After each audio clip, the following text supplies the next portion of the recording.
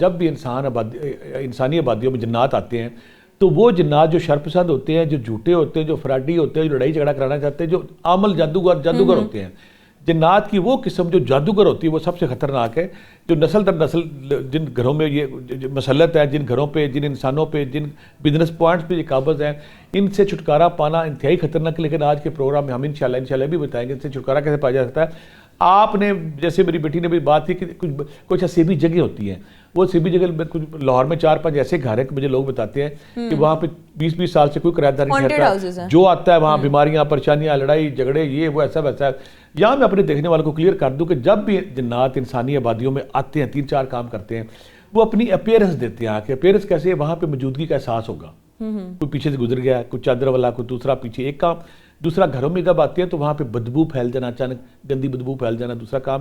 تیسرا، وہاں پہ خون کے چھٹے پڑنے، پانی کے چھٹے پڑنے، خون کے ٹکڑے گرنے، گوشت کے ٹکڑے گرنے۔ دوسرا کام، گھر میں چیزیں چوری ہونا شروع ہو جانی، آپ تالے پہ تالے بدلے جا رہے ہیں، تالا کسی آپ کے پاس ہے، تالے کے اندر سے چیز گم ہو گئی ہے، یہ ایک چیز یہاں پڑی تو دوسرے کمرے سے مل رہی ہے، دوسرے سے ملی یہاں مل رہی ہے، آج چیز گم ہوتی ہے، کل ملتی ہے۔ یہ ساری نشانیاں کہ کوئی اسیبی قوت، کوئی شیطانی قوت آپ کے گھر میں آ گئی ہے۔